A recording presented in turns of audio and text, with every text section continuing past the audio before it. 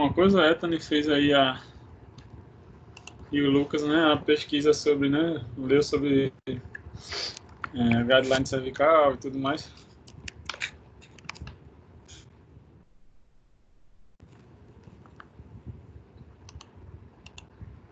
Vocês estão me ouvindo, pessoal?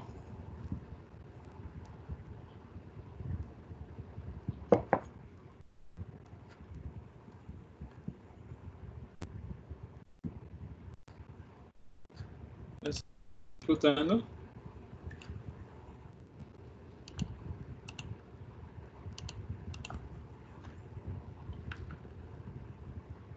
Ethane e Lucas, vocês estão me ouvindo?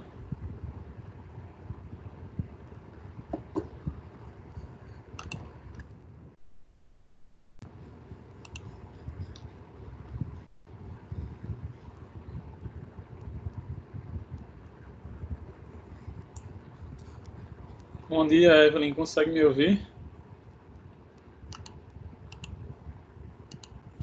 Estou conseguindo, professor. Ah, beleza. Ethane me escuta e Lucas também? Estou escutando. Ah, beleza. Vamos iniciar. Alguém de vocês chegou a fazer algum resumo, fazer algum material sobre o assunto que a gente passou semana passada?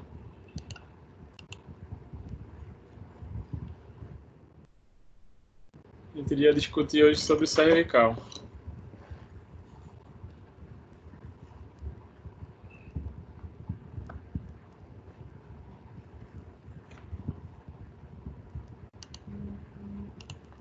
Ethane, Gleice, Evelyn, Lucas, alguém chegou a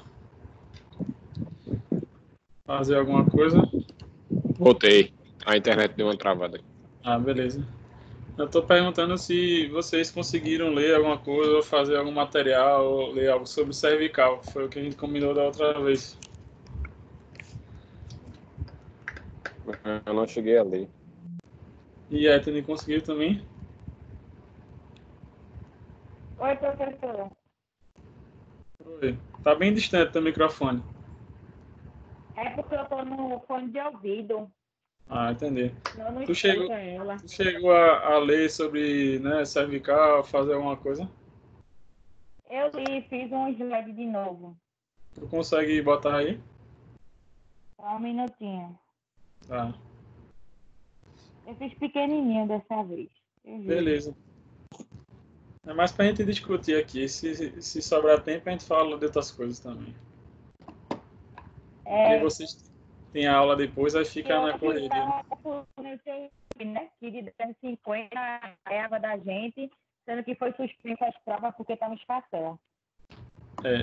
Só tá bem distante. Tu quer tentar falar sem o fone? Ficar tentando.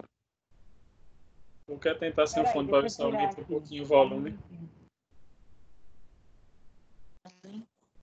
Melhorou? Sem dúvida, 100%.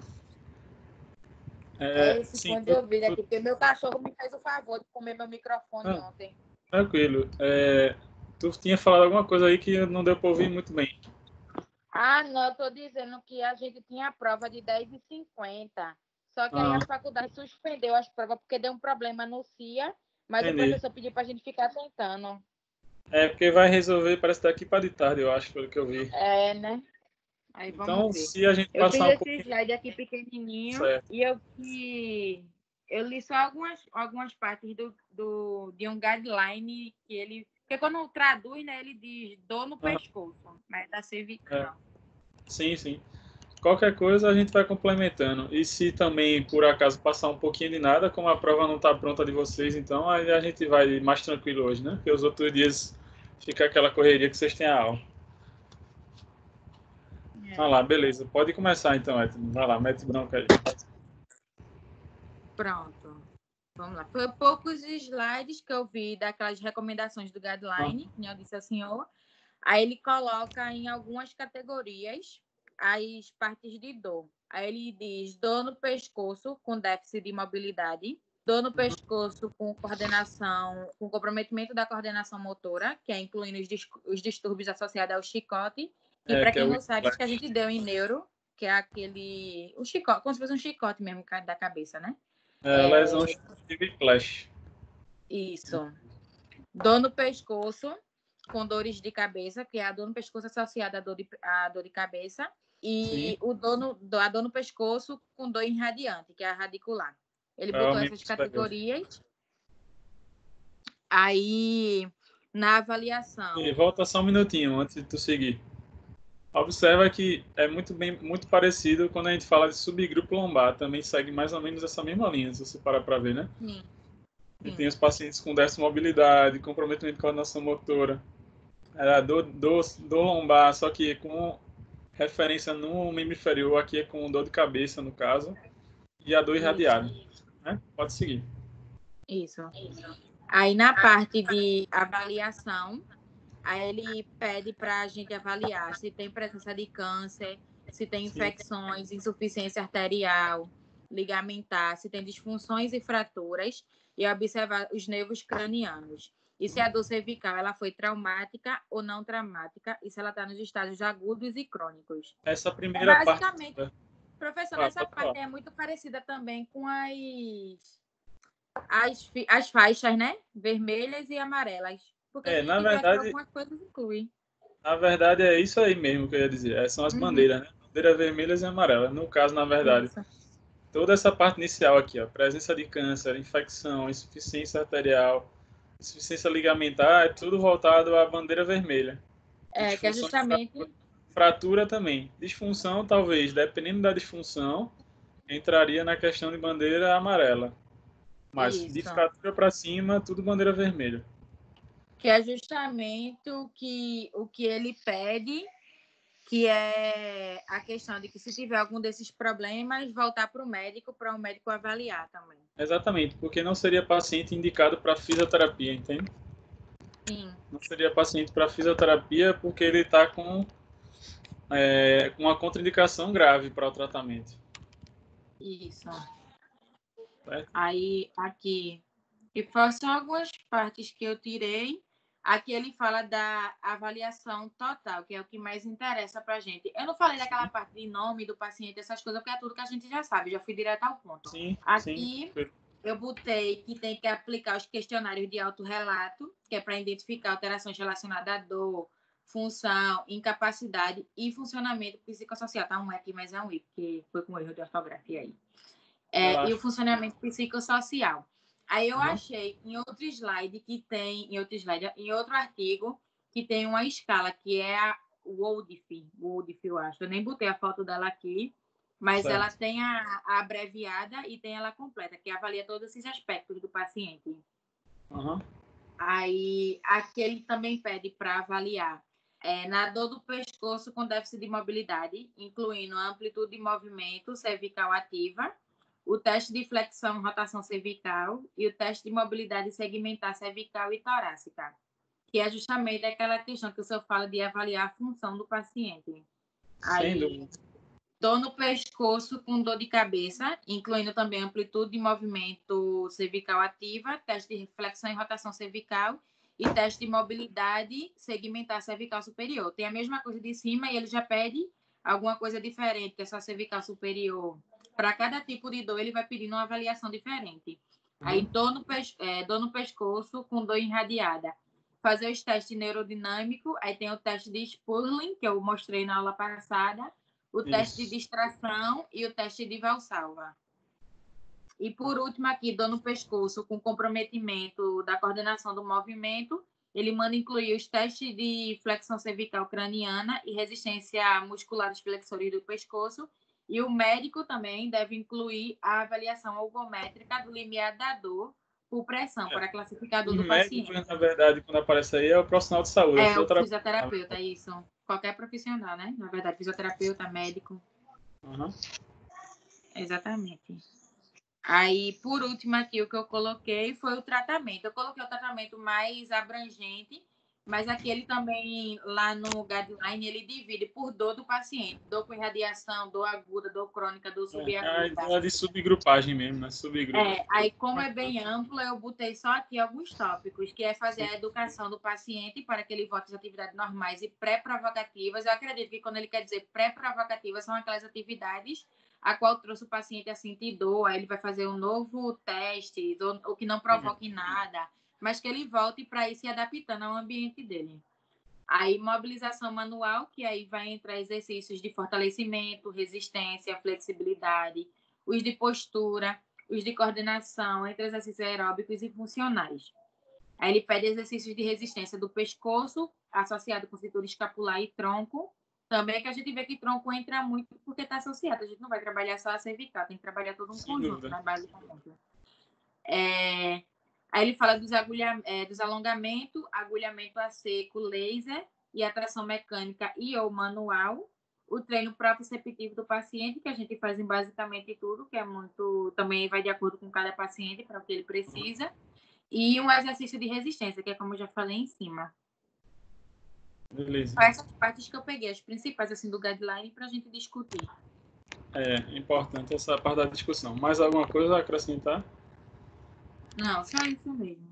Não? Volta lá para o início, Edson, para a gente comentar algumas coisas, e aí se o menino tiver em dúvida também, ele vai pontuando aí. Por favor.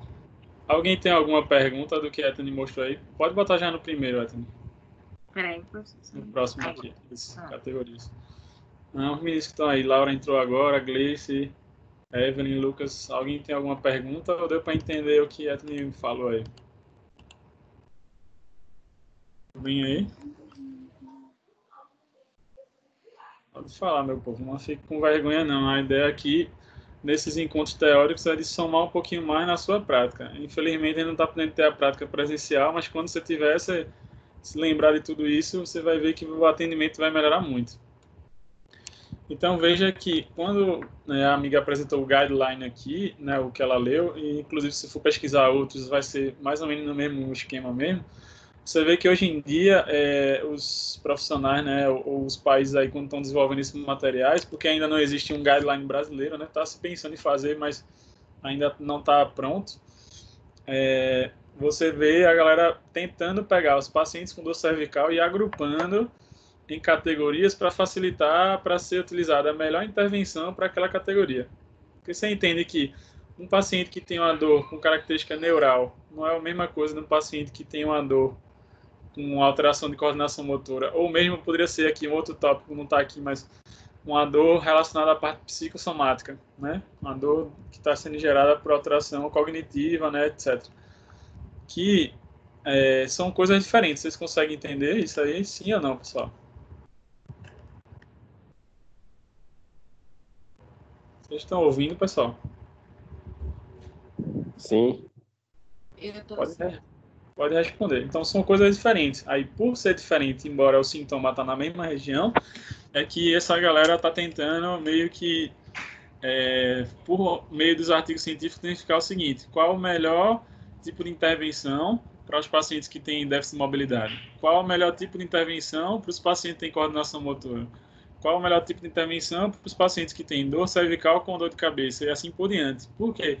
Tanto para facilitar para o terapeuta futuro, no caso vocês que estão em formação, que tem talvez alguma dúvida, isso aqui é uma recomendação, né? Bom lembrar isso. Quando a gente fala de guideline é uma recomendação, não é tipo que você vai só fazer isso, mas ele está te dando um norte do que você pode fazer. E justamente para ver o que realmente está sendo efetivo nos tratamentos ou não.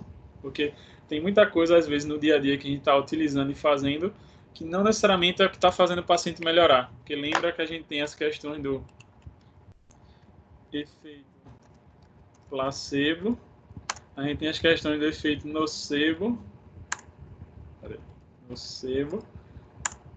e a gente tem as questões da história natural da doença. Tem pacientes que até 3 meses vão melhorar já do sintoma sem você fazer nada. Ou se não fizesse nada, ele iria melhorar. Só o fato de reduzir carga, repousar, etc., já iria melhorar. Então, assim, será que realmente foi a conduta feita?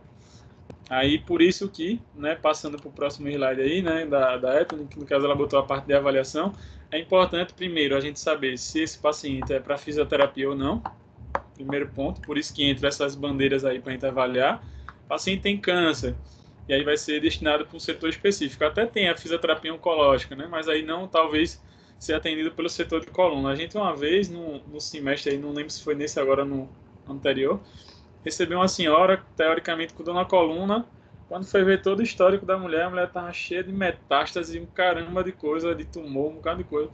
Aí a gente jogou ela, né, assim, transferiu ela para o setor de oncologia com a Alexandre para dar tratamento, que não seria, nesse exemplo, foco para a coluna, porque ela tinha algumas coisas aí graves para a gente poder mexer. Porque não é que não dá para tratar, mas como a gente não sabe muito detalhe, inclusive porque ela não tinha exame nem nada do que ela tinha, só foi o relato, a gente pode colocar a mão, acabando piorando a situação da paciente e ver o problema instalado aí. Tudo bem? Então a gente primeiro precisa saber, assim, de certeza, esse paciente dá para fazer fisioterapia ou não.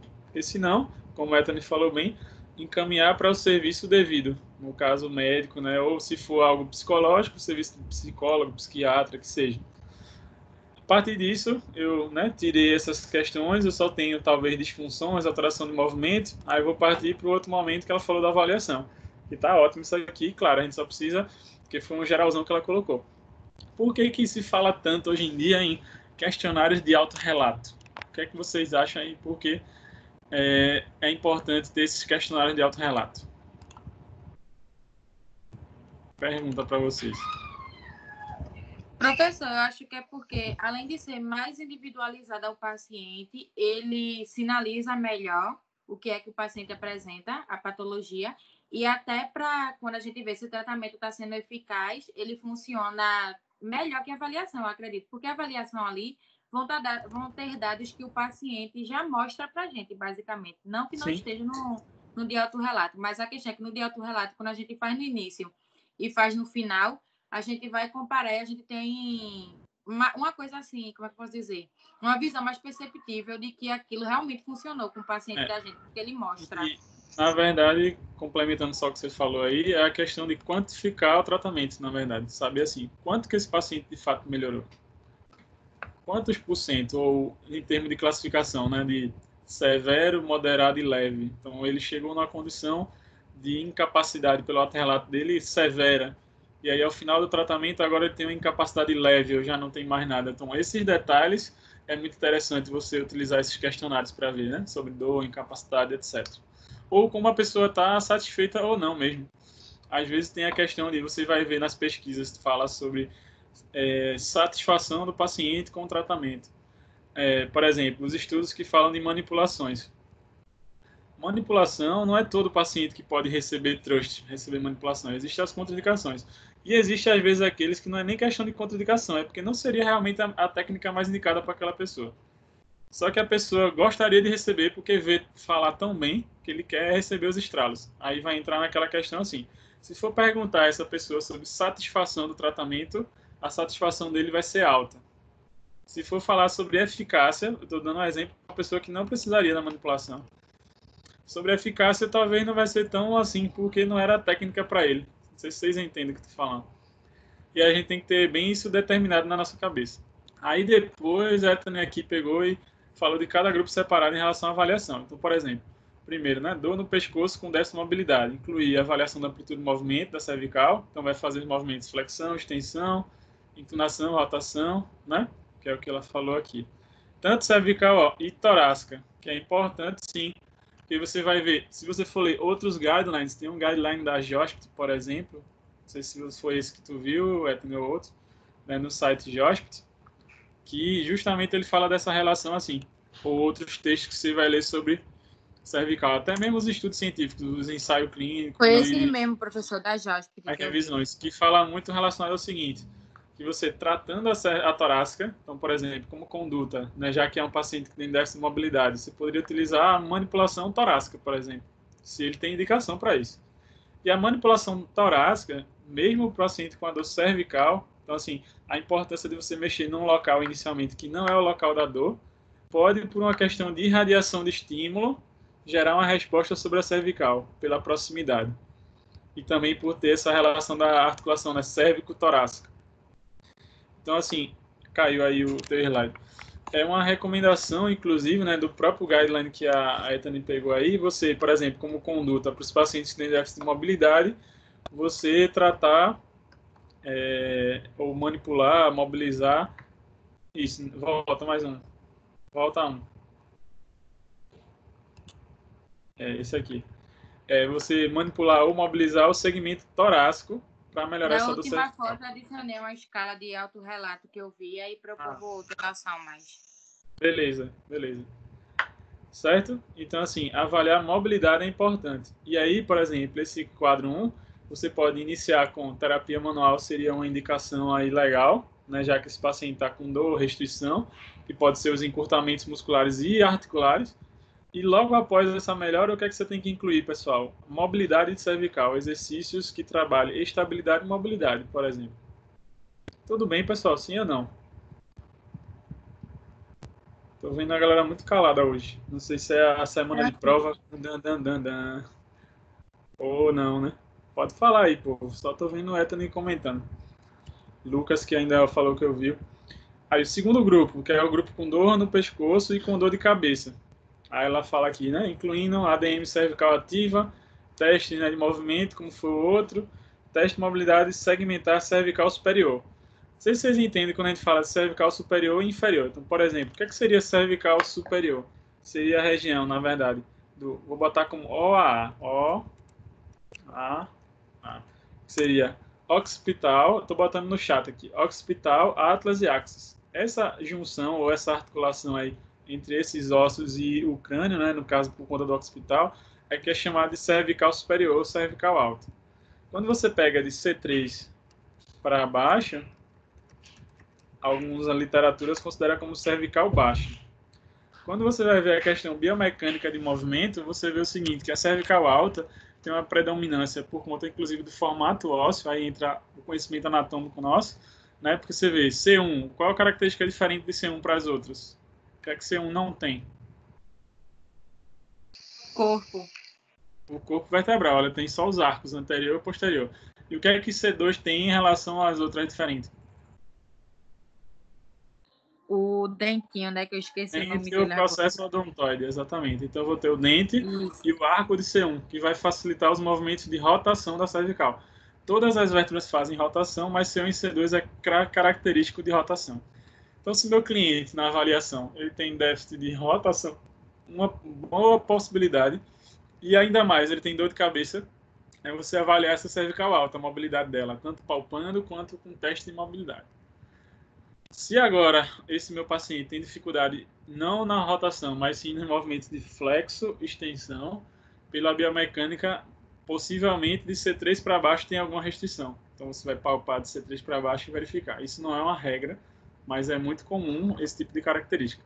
Então, assim, conhecendo a anatomia, como vocês precisam conhecer, seria legal, associado com essa parte avaliativa, é importante esse detalhe, porque pode ser isso que está causando a dor cervical. Dor cervical não, dor de cabeça. Por exemplo, tem uma musculatura que é muito comum causar dor de cabeça, tanto nessa parte anterior quanto fundo de olho. Você sabe que musculatura é essa? Você vai para aqueles livros dos pontos, gatilho, miofasciais, que fala sobre os trigger points, etc., que tem lá. Alguém sugere algum músculo que pode causar dor de cabeça? Tem alguns aí, né? Por exemplo, ó, o ECOM, que está aqui na frente, esternocleidomastoideu, pode causar dor de cabeça, tensão nele, tensão nos escalenos, anterior, médio e posterior, tensão nos semiespinhais, que é aquela musculatura que está aqui por trás, né, abaixo da nuca. Tudo isso pode causar dor de cabeça. Aí as dores de cabeça podem variar, pode ser na cabeça inteira, pode ser só no frontal, pode ser de fundo de olho, pode ser só na região da nuca. E aí, por isso que tem aquela questão de se fazer o teste de Klein, né, da artéria vertebral, para verificar se tem alguma compressão da artéria que leva sangue para a cabeça, etc, etc. Então, pessoal, é importante você ter essa noção também anatômica para saber, assim, que estrutura pode estar sendo alterada ou não. E quem vai responder isso para a gente são os testes, associados com, quando ela botou aqui, ó, o item 3, né, dor no pescoço com irradiação. Com os testes. Aí, como esse grupo 3 é específico de irradiação, é por isso que ela fala dos testes neurodinâmicos. No caso, incluindo Spurling, que é para ver se tem compressão, distração, né? No caso, esse Spurling, mas seria o teste de compressão. Alguns chamam de Jackson também, né? Tem o teste de Jackson. Você vai pegar a cervical, você vai comprimir aqui. E aí, se o paciente refere dor, né, nessa posição, ou, por exemplo, inclina a cabeça para um lado, faz a compressão. Inclina a cabeça para o outro lado, faz a compressão. pode indicar, não tem como afirmar, porque não tem o exame para confirmar, uma possível hérnia de disco, né? Ou algo que está comprimindo lá a região. Valsalva também, assim como você viu lá na lombar. Lombar é porque tem LASEG ainda, né? SLAMP, tem outros testes. Aí depois o outro grupo aqui, 4. Dor no pescoço com comprometimento da coordenação do movimento, né? Tu pode só ler para mim aqui, Etneu, de baixo, que tá, para mim não tá dando para aparecer aqui. O 4.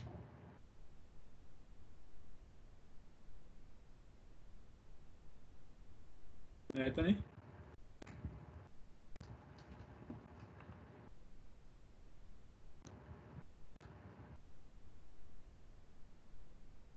Vocês estão me ouvindo, pessoal? Meu Deus, professor, foi eu. Eu estava falando aqui, lendo lindamente, porque você não estava ligado no microfone. O item 4, por favor. Tu pode ler aí Dor para no mim. pescoço Tá. com comprometimento da coordenação do movimento, incluindo teste de flexão cervical craniana e resistência muscular dos flexores do pescoço. Os Sim. médicos devem incluir avaliação ergométrica do limiar da dor por pressão para Perfeito. classificar a dor. Porque assim, quando a gente pensa geralmente em avaliação de dor, o que é que vem na cabeça de vocês? O que é que vocês usam para avaliar dor?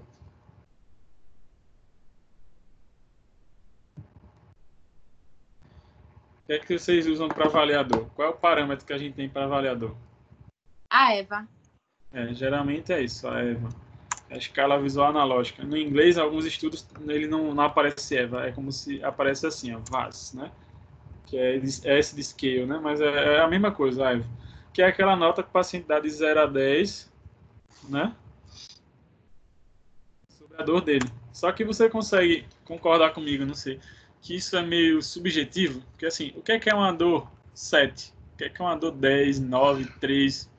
Para pessoas podem variar isso, né? Uma dor que alguém pode dizer, dói demais no meu corpo, eu não consigo fazer movimento, não sei o que. Quanto é a sua dor de 0 a 10 na escala aqui? Aí ele fala 5, então ele já está super valorizando a dor. Aí existe esse equipamento chamado algômetro, não sei se você já ouviu falar, algômetro de pressão, que é um equipamento que auxilia nessa questão de ver a sensibilidade do tecido, e aí dá para dar uma noção se esse paciente está super valorizando a dor ou não. Nas pesquisas científicas, geralmente usa muito esse algômetro. Como é um equipamento caro, por exemplo, eu fui procurar saber, né, sobre o preço de algômetro com um cara que vende, né, me passaram um contato. O valor de um algômetro desse, claro que você comprando, e se você trabalha com um público que tem dor, que é a grande maioria dos nossos pacientes, vale a pena você investir. Mas a média de valor é de 4.000, 4.500 a 5.000 reais para ter um, por exemplo. Então, assim, hoje, para a realidade do aluno, possivelmente é inviável, né, você ter 4.000 reais para investir no equipamento nesse momento. Então, por isso que às vezes é difícil você ver, né, o aluno ou você ver falar para vocês mais disso. E aí você acaba ficando com a EVA. E aí, claro, você juntando a EVA com os questionários de autorrelato, com os testes clínicos, por isso que dá uma robustez na avaliação. Do que você ficar só com dor. Que é aquela coisa que a gente falou na parte da avaliação. O paciente chega na clínica, se todo dia eu ficar perguntando ele sobre a dor, tem aqueles pacientes que nunca vão dizer que estão bom. Porque sempre para ele a dor é o que importa. E às vezes ele melhorou tudo. Como é? A maioria, 99% dos pacientes Sem já dúvida. chega de que está com dor todos os Sem dias. dúvida. E é aquela coisa, muitas vezes ele já melhorou todas as funções dele, ele já está, tipo assim, fazendo tudo que ele não fazia antes, mas ele ainda acha que porque dói ainda um pouco, tipo assim, o cara tinha uma dor 10, tá com a dor 3 agora, mas com a dor 3 altamente funcional, fazendo tudo e tá ruim ainda. Né? Os pacientes nossos são assim. Beleza, aí eu avaliei, fiz tudo isso, vou focar para o tratamento. No tratamento, claro, a partir, né, do que a gente viu de cada grupo aqui, eu vou ter um foco específico. Que, por exemplo, o paciente que tem déficit de coordenação motora, vai adiantar eu ficar fazendo só terapia manual? Pergunta para vocês. Não. Por que não? Gostaria de ouvir os outros amigos aí, a Laura, Milena, Rihanna, Gleice, Evelyn, pudessem participar também, por favor. Lembra que participação também é um item que conta. O que é que vocês acham? Por que o paciente com déficit de coordenação não é tão interessante assim fazer só terapia manual? Pode dar a sua opinião aí, ninguém está livre de se errar, a gente corrige aqui. O momento é para isso. Não tenha vergonha, não, pelo amor de Deus. Mas se alguém puder complementar aí a Ethne, por favor, para a gente seguir para a parte de tratamento. O que é que vocês acham? Por que o paciente que tem déficit de coordenação motora, veja o nome, não é a primeira indicação, ou a melhor, pelo menos, a terapia manual sozinho?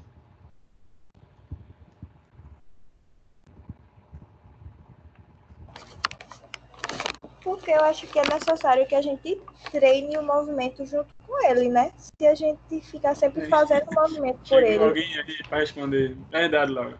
Exatamente. Ou seja, como o déficit é motor, ou seja, muscular, neural, né? Porque existe a contração neuromuscular, é muito mais interessante você treinar o movimento, como você falou, excelente, aí mais alguém para ajudar ele, do que você ficar só focado em mobilizar. Porque assim, o problema não é mobilização, alteração de mobilização, ele se movimenta. O problema é que ele está movimentando de uma forma não coordenada. Então, por isso que a reintegração do movimento, estimular ele, né, trabalhar o movimento especificamente é mais interessante. Tanto é que você tem uma parte aqui que tem a mobilização manual mais exercício, que é uma tendência hoje que está sendo vista nos trabalhos dessas áreas, coluna, cervical, né, lombar, você associar a terapia manual, aí tem diversas técnicas com o exercício, com a cinesioterapia. Mas, por exemplo, se já fosse o paciente com as questões psicossomáticas, ia adiantar fazer já a terapia manual ou fazer exercício se a gente não conversar com ele também?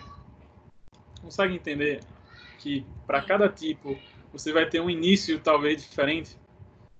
Com certeza. Que depende da necessidade dele, entende? Por isso que tem aqui, ó, a educação do paciente. Isso pode ser para todos, obviamente. Como a gente diz a educação do paciente, não é que o paciente é mal educado em si, mas é, na verdade, mostrar para ele que ele não precisa repousar 100%, ele pode voltar às atividades, desde que não force demais, né? Então, se manter ativo é algo bom. Também que ele tome consciência que ele precisa fazer os exercícios em casa, que ele precisa dormir melhor, que ele precisa comer, porque isso não tem como a gente intervir, isso é do dia a dia dele. Que ele precisa se relacionar melhor no trabalho, no dia a dia, controlar o estresse, isso aí é coisa que ele tem que fazer, a gente orienta, pelo menos. Aí, meu paciente tem alteração de mobilidade, posso trabalhar com mobilização manual ou as próprias manipulações? Sem dúvida. Desde que depois que o paciente libera tudo, né, você associa com exercício. E aí vai entrar, sim, fortalecimento, resistência, flexibilidade, postura, como está aqui. Exercícios funcionais. Porque isso que está aqui descrito, então, fortalecimento, resistência, flexibilidade, etc., é o que vai manter meu paciente bem. Não sei se vocês conseguem entender. A terapia manual vai dar aquela soltura, aquela soltada, mas o exercício é o que vai manter ele bem. Por isso que é importante fazer. Claro, aqui ficou aberto, né? O que a gente depois deveria fazer é especificar. Por exemplo, fortalecimento de quem? Trabalho de funcional em que segmento? Na torácica, na cervical, flexibilização ou resistência de que músculos, certo? Isso só para ficar mais completo. Exercício de resistência do pescoço. E aí, como seria essa resistência? Pode ser aquele exercício de estabilização, feito tem na lombar, esse trabalho de estabilização. Veja que aparece aqui também, ó, cintura escapular e tronco. Então, a cintura escapular, se eu tenho uma alteração de mobilidade das escápulas, isso pode influenciar a mobilidade cervical ou vice-versa? O que é que vocês acham?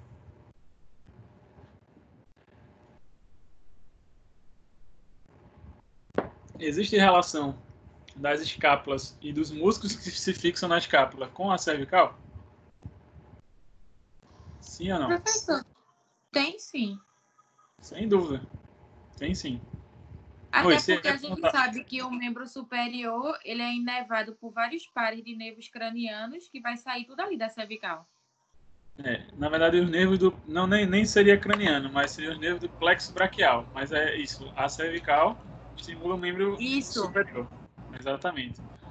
E aí o que acontece? Mas também existe a relação biofacial, a relação da fáscia, a fáscia, né? Passa desde o crânio, cabeça e desce até o tronco, então vai chegar até a escápula, e também a relação muscular, né? Eu tenho os eretores espinhais, eu tenho, né, os paravertebrais que passam ali, eu vou ter o semi-espinhal da cabeça, certo? Eu vou ter músculos, né, o levantador da escápula, etc., que tem relação indireta com o pescoço. e que pode estar sendo alterada aí nesse tipo de paciente. Aí, né, eu boto aqui algo assim, né, condutas como alongamento, agulhamento a seco, laser, aí tração, já são coisas mais polêmicas que você botou aqui. Tá no guideline, mas é polêmico. Por exemplo, polêmico. Você vai ver alguns estudos sobre agulhamento seco, tanto para cervical, para lombar, para outros segmentos, não tem uma grande indicação, a não ser, sim, uma indicação complementar, como um complemento. Assim como o laser, geralmente o laser é bem visto nos quadros agudos de dor, quadro crônico não É tão bom. justamente isso que eu ia lhe perguntar, porque esses são os assuntos Sim. bem polêmicos mesmo e estava no guideline. Totalmente polêmico. E a tração mecânica. Em relação à tração mecânica, tanto cervical quanto lombar, o que muitos estudos mostram é que apenas 6% dos pacientes têm indicação para fazer tração. Vê que número. O que quer dizer que se você pega o paciente e bota... Porque quando a gente fala tração manual, não é só a gente tá falando da pompagem não, tá, pessoal? A gente tá falando aqui que existem umas macas de tração, não sei se você já viu. Que é as macas que você bota o paciente, aí fica um negócio aqui, vai fazer uma tração assim. E a mesma coisa, um cinturão na lombar para tracionar a lombar. Esse tipo de maca, para os pacientes que têm dor radicular, etc, etc, apenas 6% dos pacientes é que tem indicação de fato para isso. O que quer dizer que todos os outros, ou seja, 94% dos pacientes, se for fazer maca de tração, vai piorar o sintoma. Consegue entender isso? Vê que bronca. Aí, qual é outra coisa? Todo mundo em 100% e ninguém fazer, faz outra coisa. Só que aí, qual é uma bronca bem grave, Ethne, nisso aí? Que existe alguns centros de fisioterapia que moldaram o seu tratamento totalmente para usar dentro do protocolo de tratamento a maca de tração. E é uma maca extremamente cara. Não é pouco não, é muito cara para você ter na sua clínica. E aí imagina, tu monta um serviço inteiro voltado para isso, aí chega os artigos científicos e diz assim, ó, isso aqui não funciona para esses pacientes. O que é que você faz? Se joga no rio, diz assim, acabou minha vida. Não dá, tu entende? Esse é um grande problema quem trabalha com ciência, porque a ciência, vez ou outra, muda algumas coisas. Ou algo se comprova ou não. E aí, se você gasta muito com os equipamentos, e agora esse equipamento não é o que resolve o paciente, vê a bronca. E aí tem muita gente que insiste ainda. É por isso que, assim, os fisioterapeutas têm que focar muito no tratamento. Assim, claro que a gente tem que investir em alguns equipamentos, mas mais na parte manual, que o povo diz que é a irmão dos fisioterapeutas, é a irmão de Deus, né, basicamente. Manual e cinésio. Porque assim, a gente investe em equipamentos caros ou em cursos caros e de repente muda a ciência e a gente tem aquele dinheiro todo perdido. Então tem que investir assim, sabendo que tem uma evidência muito boa de que funciona, né? É porque assim, nesse ponto é o seguinte, por exemplo, em relação aos equipamentos. O equipamento a gente tem que colocar na cabeça que são complementos, são coisas complementares. Então, por exemplo, quando a gente fala da liberação instrumental, aqueles ferrinhos, né, que você usa para liberação, etc., o rolinho de liberação, são coisas para complementar a sua mão, por exemplo. E não vai substituir sua mão. Já tem estudo publicado mostrando que você fazer o tratamento só manual ou fazer só instrumental, não existe grande diferença. Ou até o manual é superior. Só que o que é que você tem que pensar em relação a isso, na verdade? Que, por exemplo, se você atende muitos pacientes, uma gama de pacientes, vez ou outra você usar um instrumento para descansar um pouco sua mão, é o intuito aí. Mas não é que vai ter um efeito superior. Você entende? Agora, piorou quando você compra um equipamento muito caro, como a ideia da tração, e que serve para um tipo de paciente, e aí você quer usar para todos os pacientes. E nunca foi testado. Que esse é aquele problema que a gente sempre fala. Não é que agora nada presta, não é assim. Mas, por exemplo, eu devo ter falado em alguma aula com vocês. Se você gostaria de entrar num avião para fazer a viagem dos seus sonhos, mas que esse avião nunca foi testado, nem você tem certeza absoluta que esse avião é seguro, ninguém quer entrar nesse avião para fazer a viagem e no meio do caminho, feito o avião da Chapecoense, cair e todo mundo morrer. Ninguém quer. Foi tipo a aula do CIA de hoje, que botaram a prova sem testar. Tu tá entendendo? E aí, como é que você quer, tipo, utilizar um recurso caro se você nunca testou? O ideal, na verdade, era ser feito, né? Mas a gente sabe que na prática o pessoal não faz assim. Mas o ideal era ser feito vários testes. Agora tem certeza disso, pronto, coloca no mercado. As pessoas, pelo contrário, joga primeiro no mercado, o pessoal consome em massa, aí vou entrar no mérito dos cursos caros que você falou aí depois começa a se testar. E a gente, infelizmente, acaba fazendo isso. Isso não é falha minha nem de vocês, pessoal. Todo mundo acaba fazendo isso. involuntariamente. Inclusive, quando a gente não tem o conhecimento científico devido, a gente acaba fazendo isso. É uma falha porque você foi ensinado dessa forma. Não é nem porque você meio quer. que o mercado passa a gente de cobaia para testar para eles Meio também. que isso. Né? E aí o que acontece? Já cansei eu tive essa experiência, vários outros amigos, né, colegas fisioterapeutas passam por isso, de investir num curso caro, a gente acaba entrando naquela filosofia, fica aqui, né, pô, aquilo é legal, massa, mas quando você vai pesquisar os estudos, alguma coisa, você já vê assim, pô, não é isso tudo. E eu investi um dinheirão naquilo. Vou dar exemplos, não queria dar nome aos bois não, mas já que você falou aí, vamos dar nome aos bois, né? Por exemplo, Drica. Uma que tá no grupo lá como Drica, como é o nome dela? Tem uma menina que tá no grupo botando Drica. Bom dia, gente, não estou conseguindo entrar. Você sabe o nome dela?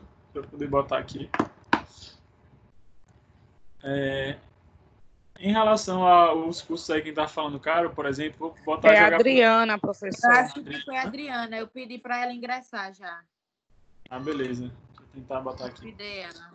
Sim, em relação aos cursos caros que a gente tava falando, eu vou dar exemplo de curso aí que a gente, né, vou puxar a sardinha pro meu lado, terapia manual.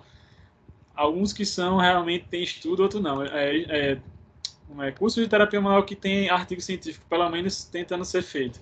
Osteopatia, quiropraxia. Não estou dizendo que a qualidade desses estudos, né, são bons. Quiropraxia.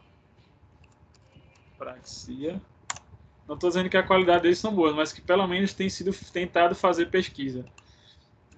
Por exemplo, Maitland, Hooligan, que são da Austrália. Algumas coisas de RPG, mais ou menos. Agora, cursos da terapia manual que nunca foi, ou eu vejo muito difícil o artigo, ou você não encontra. Método Busquet.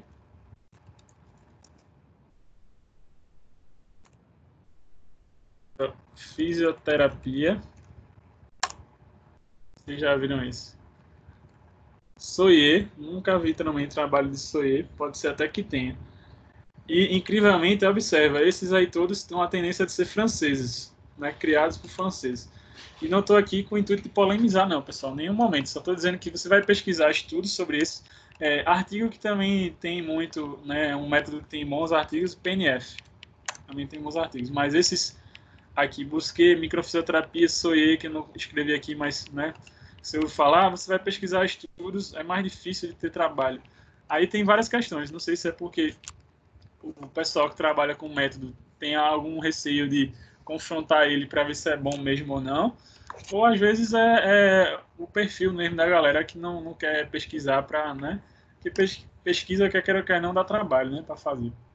Veja aí os TCCs da galera que faz aí, dá um trabalho danado para fazer. E aí tem tudo isso, mas exatamente. Mas, por exemplo, de que adianta tu investir em um curso? Vou dar o exemplo da microfisioterapia na região sudeste está super em alta, mas que não tem comprovação científica nenhuma para muita coisa, ou para nada. E aí eu estou investindo dinheiro, você vai fazer formação dessas coisas, é altamente caro, o dinheiro investido é muito alto, e no final das contas você não sabe se é isso que está trazendo realmente benefício para o paciente. Porque a galera tem aquele velha fala, na minha prática funciona, né? Meu paciente melhora, e eles utilizam uma coisa chamada plausibilidade biológica, ou seja, se fisiologicamente tem uma sequência, se explica, né? Logicamente, ele já diz assim, funciona. Mas nunca foi comprovado, né, um trabalho para ver grupos assim, assado, de uma maneira, pelo menos, uma tentativa de fazer isso. Aí, pessoal, para você que é aluno, é bom ter um pouco de ideia sobre isso. Por quê? Para você, quando for para o mercado, ser menos enganado por isso, inclusive o paciente também. Porque, assim, imagina o que eu tô querendo dizer. Mas é muito nessa questão, assim, os primeiros alunos desse primeiro período, que a gente já sabe aqui, que todo mundo foi enganado com um curso que não gostou, eu tenho certeza disso. Mas para não dizer assim, não falar, o melhor curso que eu fui, que eu vi, assim, que tem muito artigo, que todo tempo, assim, que eu li, apresenta alguma coisa, foi um curso que eu ganhei no Instagram da professora Marcela, que foi sobre a CIF. Eu acho que aquele curso, para mim, ali, que tem livro, foi o melhor para mim. O que mais agregou valor, assim, para mim, foi ele. Entendi. Mas aí você está falando de uma coisa, CIF, né? Que é algo implementado na avaliação e que é algo mundial, entende? Então vai ter referência sim. Sim, E o que eu sim. estou querendo só dizer com isso não é que, tipo assim, pessoal, volto a falar aqui, por favor, que, por exemplo, as terapias holísticas não funcionem, até porque já está surgindo mais estudo de acupuntura, mais estudo para essa parte aí. O grande problema é que, quando também se fala de ciência, existe muita revista que publica qualquer artigo que não tem uma boa qualidade. Também tem esse detalhe. Nem todos os estudos são bons. Aí a questão de interpretação é que a gente leva dificuldade nisso. Inclusive por não saber a língua. Veja que você falou que foi traduzir aí o guideline para ler, algumas coisas tem dor no pescoço, não está falando de cervical diretamente, né? Tem essa questão da tradução também. Mas, quando a gente faz essas nossas conversas aqui baseado na ciência, o que é bom é porque assim, você tem uma certeza de que alguém foi lá e pelo menos testou aquilo, entende? Pelo menos viu assim, ver se funciona ou não. E não é que quando a gente diz que funciona, a gente também tem que ter o cuidado do seguinte, pessoal, que a galera se esquece. Qual o desfecho que eu quero? E assim, por exemplo, vou dar um exemplo clássico, né? Kinesiotape, bandagem. Tá, funciona para quê ou não? Será que funciona para dor? Será que funciona para força? Será que funciona para a parte linfática de drenagem? Né? Entende? Ou seja, a cinesioterapia focada em quê? Em melhora do movimento, melhora da dor, ou seja, qual o desfecho que eu quero? Isso é uma coisa importante. A gente às vezes pega um método, agulhamento seco que está aqui, ou laser, e quer jogar assim, laser para o tratamento de uma patologia tal. Tá, mas para ver a melhora em quê? Entende, pessoal? A gente às vezes tem que focar mais nisso. O que eu quero comprovar que aquilo funciona ou não? E você vai para um tema, por exemplo, alongamento. O alongamento é extremamente polêmico, porque tem estudos mostrando que funciona, que é bom, estudos falando que não, quando eu digo assim, estudos, e você vai ver, inclusive, apontam mais benefícios nos alongamentos dinâmicos. Né? Nada muito estático de manter, e sim quando você faz um movimento, vai e volta, vai e volta. E além disso, primeira coisa, será que o meu paciente tem necessidade de alongar? Todos eles, 100% das pessoas? Ainda tem isso para a gente pensar. Mas são coisas para discussão, não para, né, se prender. O que eu só quis comentar disso aqui, agulhamento laser e tal, é que às vezes assim vai ser muito interessante como algo complementar. Por exemplo, meu paciente fez toda a terapia manual, fez toda a parte de exercício. Eu posso ao final da terapia colocar o dry needle lá para o paciente relaxar? Pô, vai ser massa. Posso botar a ventosa no final para o paciente que gosta da ventosa e tudo para dar um conforto para ele? Não vai fazer mal, tudo bem. Agora, qual é o problema? Quando você quer usar essas terapias como único tratamento. Aí isso é ruim. Porque não vai ser o mais efetivo realmente e o paciente ainda vai ficar naquela. Se ele não melhora, vai dizer, fisioterapia não presta. E o cara não fez nada, não fez movimento, não mobilizou, não soltou nada. Dá para entender, pessoal? O que eu estou falando para vocês? Será Sim ou sim, não? professor? E a ideia aqui, por favor, não é polemizar em nenhum momento. É só fazer você ser um pouco mais crítico. Tipo assim, será que o que eu estou consumindo realmente é bom? Uhum, com Isso é certeza. só para a gente E até refletir. porque isso evita frustrações, professor, porque até assim, um tempo atrás, eu já me frustrei com algumas coisas da fisioterapia, porque a gente, Sim, tipo, insiste naquilo e vê que não funciona, não tem efeito. sim. Aí, como eu disse, Mas agora quando a gente viu no PTS, que a gente viu os artigos, que a gente viu que funciona, que a gente começou a aplicar o que realmente a gente sabe que funciona, que a gente vê mais amplo que realmente o paciente está melhorando. Tanto que foi o que eu disse quando assim, ó, você vê o nunca tinha dado resultado, alta a uma paciente minha. exato. Apliquei algumas técnicas nela que eu vi que tinha efeito. E eu consegui dar alta para minha paciente com a função dela normal.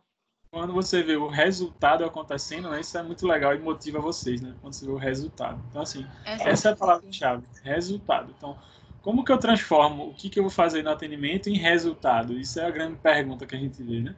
E a gente quer. E aí, quando eu consigo isso, uma coisa que ajuda muito a ciência, você vai dizer, caramba, funcionou. Por que funcionou? Porque alguém já testou lá atrás também e já viu que funciona. Claro, isso é muito complexo, pessoal. Você também tem que pensar assim, nas crenças do paciente. Você não pode totalmente ignorar a crença dele, a vontade dele também importa. E, de certa forma, se eu souber usar o efeito placebo de uma forma positiva para o tratamento, também é bom. Entende? Não é algo assim também, é porque quando você fala no tripé, né, na PBE, você tem que pensar em tudo isso. Então não é que agora eu só faço ciência, não é isso, pessoal, mas na verdade assim, de que adianta também eu perder tempo, entre aspas, e o paciente também, fazendo algo que ele vai ficar lá fazendo 1, 2, 3 sessões, 20, 300, 400 e não melhora nada. Você gostaria de fazer esse tipo de fisioterapia? Que é aquela que a gente às vezes vê no plano A, que pega a mesma conduta e quer repetir para todo mundo. Por exemplo, um tema que a galera mete o pau, eletroterapia. Funciona, pessoal, eletro? Funciona, só que funciona em quê? Funciona em quadros específicos. Vai funcionar, por exemplo, no paciente mais agudo, que tem um quadro de inflamação local, que você vai utilizar o recurso X para aquilo ali. Aí isso vai funcionar. Inclusive com os parâmetros específicos para cada paciente. É diferente numa clínica dessa que você vai, que a galera bota o mesmo parâmetro igual para todo mundo. Não é assim que acontece? E aí não tem sentido. Você bota um parâmetro igual para todo mundo, sendo que as causas dos problemas são diferentes. Aí só para fechar aqui que botou o tratamento, aí tem aqui treino proprioceptivo, isso é importantíssimo, porque quando o paciente tem a lesão, ele vai perder propriocepção, ele vai perder sensibilidade, ele vai perder toda essa questão sensorial, então tem que trabalhar com ele isso. E exercício de resistência, mas resistência por quê, na verdade? Não é para ficar hipertrofiado, e sim para os músculos terem uma boa função nas ações do dia a dia. Esse paciente, por isso que a gente fala muito em trabalhar funcional, voltar para a função. Para o paciente conseguir sentar e levantar bem, rolar na cama bem, rolar, né, de maneira geral, conseguir ficar de 4 apoios tranquilo, se agachar tranquilo, levantar, subir, descer escada, saltar, correr, ou seja, o que ele quiser fazer, ele tem uma autonomia para fazer sem muito problema. Levando em consideração que quando a pessoa vai ficando mais velha, vai tendo debilidades, vai ter coisas que vão, né, perder mais força muscular, etc. Mas se você mantém o nível ativo, a chance dele ter menos problema é maior. Certo? E tem mais outra aqui, né? Então, essa página 6, Edna, seria alguma coisa? Tá com 6. Tá em branco aqui. Para mim também ficou em branco, professor. Foi só a escala que eu mandei, mas eu posso mandar lá beleza, no grupo. Bem, qualquer coisa tu manda no grupo lá. depois, então. Qualquer coisa tu manda no grupo depois. Aí, pessoal, sobre, né, cervical, sobre tratamento, obviamente que a gente aqui não está tratando ninguém, porque infelizmente estamos nas nossas casas, mas alguém tem alguma pergunta sobre o que foi comentado? Ficou claro, não ficou? Tem alguma dúvida?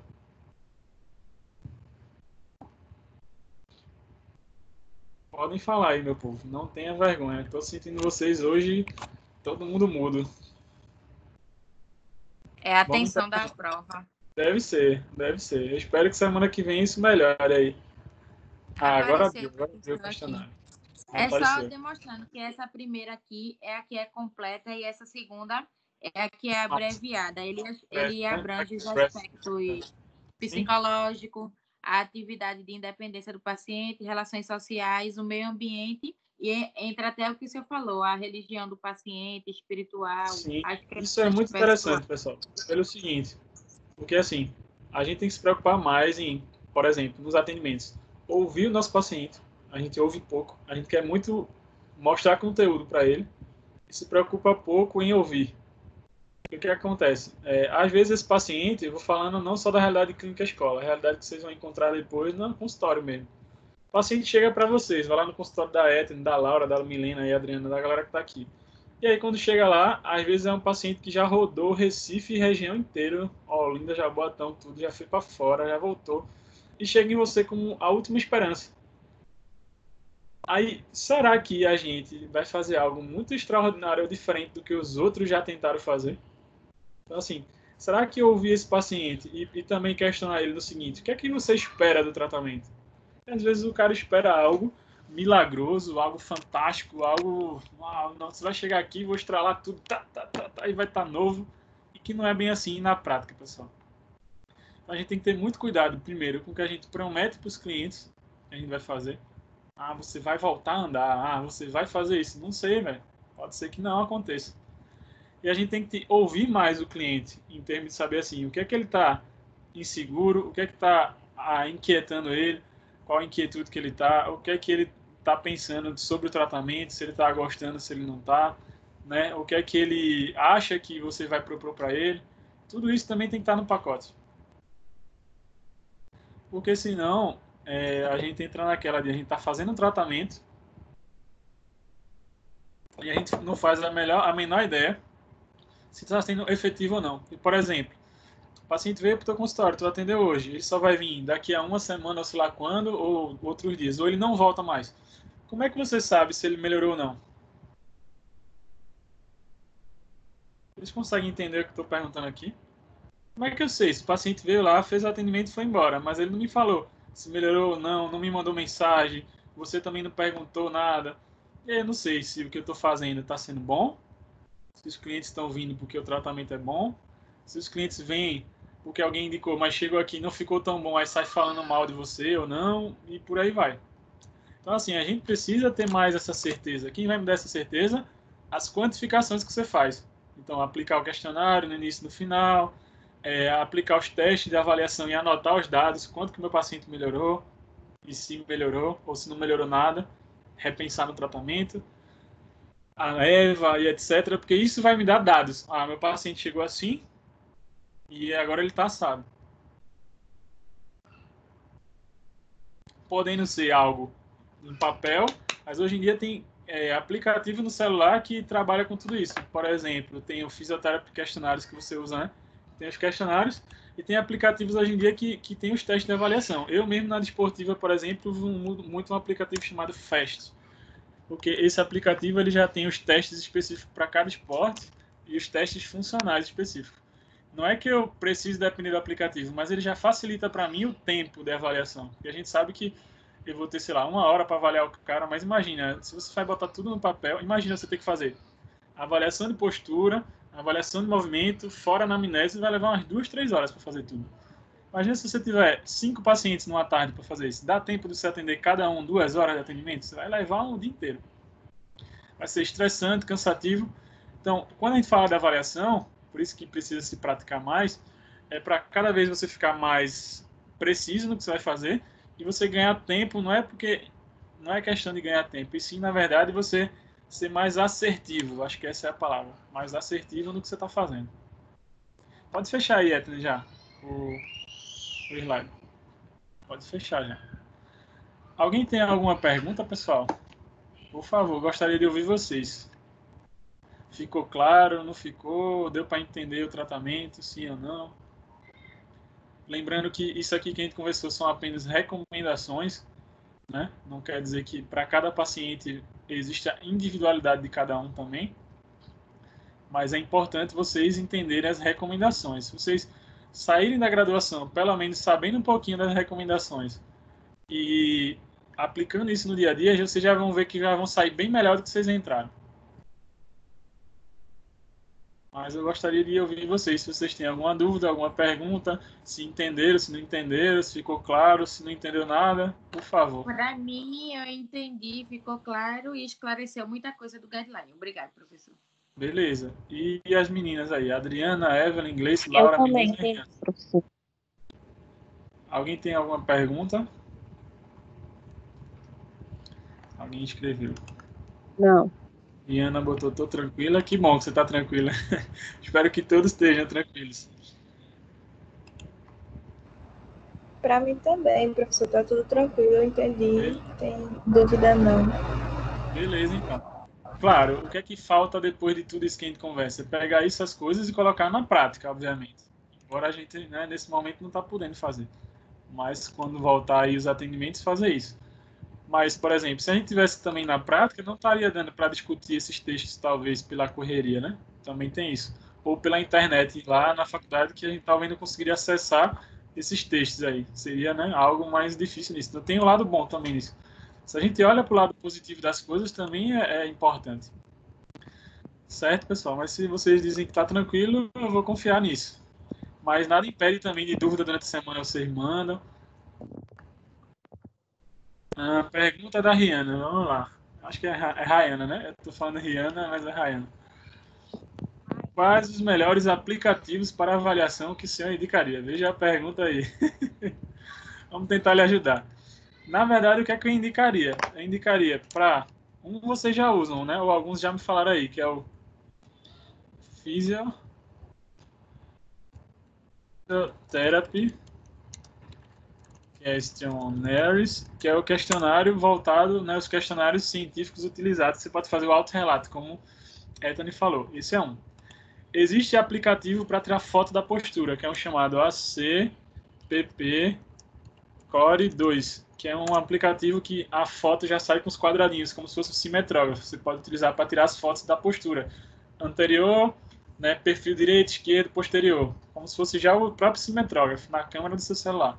E você consegue guardar, né, sobre a postura, se você vai fazer algum tratamento voltado para a postura. Esse é um. Existem aplicativos que vê a parte de angulação. Aí tem uns, deixa eu ver o nome aqui, se eu não me engano, eu tenho um aqui, acho que é Protractor, algo assim. Acho que é algo assim, um de ângulo. Protractor, ou algo desse tipo. A foto dele é branquinha com um ângulo assim. É um. Existe um aplicativo que eu gosto muito por essa dinamicidade, mas para minha área, no caso de esportes, que é o FAST. É muito bom porque tem os principais testes científicos funcionais. Aí eu indicaria esse. Muito legal a experiência que eu tenho com ele. Acelera a minha avaliação. O que mais que eu posso indicar? Existe um aplicativozinho para ter um equipamento chamado inclinômetro, que é o Clinometer. Cadê? Clinometer. Que é um inclinômetro. Porque assim, existem algumas posições que você vai fazer que às vezes o goniômetro não fica tão legal para você fazer a parte de amplitude de movimento. Aí eu uso o inclinômetro. Aí é um aplicativo no celular, que você tem aqui, não vai aparecer para você bem, mas que quando eu abro ele, não sei se vai dar para ver quando ele abrir, ele tem a parte dos graus aqui. Aí eu coloco, por exemplo, no tornozelo do paciente ou no joelho para ver a questão de encurtamento, amplitude de movimento de isquiotibiais, né, posterior de coxa. Aí ele me dá a angulação, me dá os valores A aqui. professora mostrou a gente o Technique também, professor. Não sei se você conhece, laranjinha. Isso, sei. Technique. Exato, que é para movimento, né? Análise de movimento. Eu acho que é Isso, Hood. ele analisa o movimento e a gente pode fazer também a angulação dele como se fosse o goniômetro que ele dá. É o Hood, acho que é Hood Technique, não sei. Mas eu não sei se você já chegou a ver depois, quando ela mostrou se tá funcionando esse aplicativo, que eu estava tentando ver e não tinha encontrado ele mais. Mas é um sim também, positivo. Eu tenho ele aqui no meu celular, mas eu só usei ele no PTSD traumático, né? Depois tu testou para ver se ainda funciona normal? Não, esse período eu não testei mais ele não. Entendi. Depois eu vou dar uma olhadinha nesse Technique, que também é bom. Isso aqui são alguns exemplos, pessoal, mais próximo da sua realidade no seu celular e tal, tá? Mas nada impede de futuramente você ter muito dinheiro, não sei na realidade de cada um, e aí na sua clínica você botar esteira com software, com aqueles eletrodozinhos no paciente, ter um software no computador que capta, você ter baropodômetro, né, que é onde o paciente fica em pé e vê a pressão plantar, etc, etc, algômetro, coisas tecnológicas que ajudem. Também é importante, você só vai ter que gastar um pouquinho para ter isso. Ou ter, por exemplo, aquelas botas hidropneumáticas, Game Red, são os equipamentos mais modernos, né? Aquela pistola, né, que faz a liberação, ou coisas desse tipo, só são plus, são coisas que acrescentam. Mas nunca vai ficar ruim. Só se você ficar ruim da vista, mas o olho D, né? Você olhar para o paciente e analisar, a análise olho D, né, visual, e toda a parte de testes, a sensibilidade, a sua palpação, etc, etc, é o seu melhor amigo. Essas coisas aí tem que vir como complemento, pessoal. Não pode ser só isso. Dá para entender? Sim ou não? Tranquilo, professor. E para a amiga aí, Rayana, deu para entender os aplicativos aí? São alguns, tá? Exemplos. Mas, assim, que são coisas que podem ajudar a mais, não plus.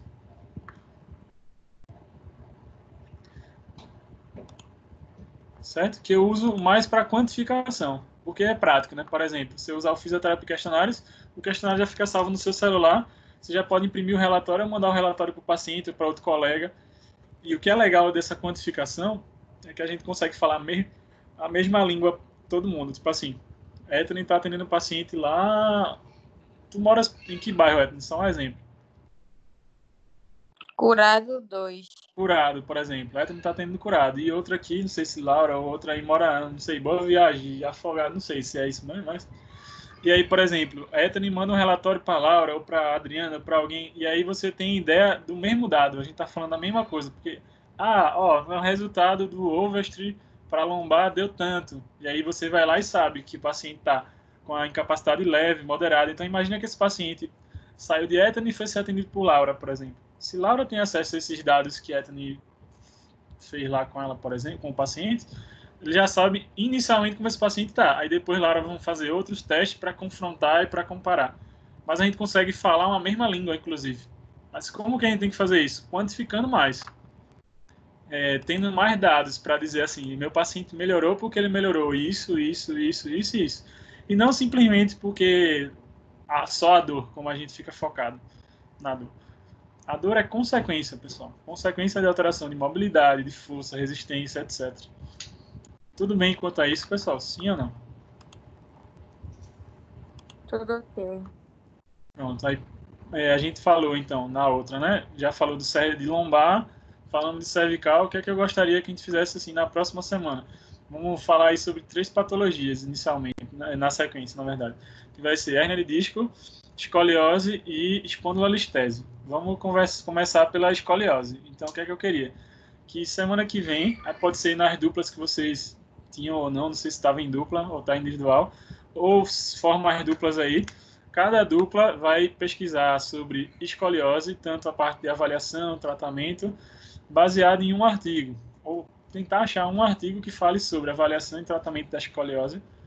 E aí a gente vai aqui, cada dupla, comentar um pouco sobre o seu artigo. Então, assim, o assunto escoliose ainda vai falar do tratamento, vai falar da avaliação, tudo que envolve a parte de fisioterapia, só que eu gostaria que fosse baseado em algum artigo científico, baseado em os artigos. Né? Cada grupo ou cada dupla, ou acho que vocês se juntem aí e pesquisa, só avisa lá no grupo, nossa dupla pegou esse trabalho aqui, nossa dupla pegou esse aqui, para não chocar também, tipo assim, todo mundo que entrar na aula está com o mesmo artigo para discutir. Que a gente discuta artigos diferentes sobre isso. Certo? Pode ser assim, pessoal? Pode sim, professor. Combinado. E aí depois a gente vai fazer uma discussão sobre espondilolistese, depois sobre hérnia de disco, assim, que eu acredito que são as 3 patologias que mais aparecem em consultório da parte de coluna. Meu pai tem hérnia de disco e espondilolistese. Pronto, olha aí, já tem coisa para a gente discutir. Certo? E aí depois disso, porque a gente deve ir até... a gente deve ter, tem 1, 2, tem mais uns 3 ou 4 encontros, eu acredito. Que até o dia de 6 a 10 de julho, acho que a gente tem mais 3 encontros ainda. Então dá certinho para a gente discutir a semana que vem. Escoliose, depois espondilolistese, fecha com hérnia de disco e uma atividade final para a gente fechar o encontro, né, do PTS. Certo? E aí a gente vai ter visto uma geralzona da parte de coluna. Infelizmente a prática ficou aí, mas como a faculdade disse que vai ser reposto depois, vamos ver como isso vai funcionar. Certo? Combinado, meu povo. Semana que vem, escoliose. Certo, tchau, Quem tchau. tem alguma dúvida ou pergunta,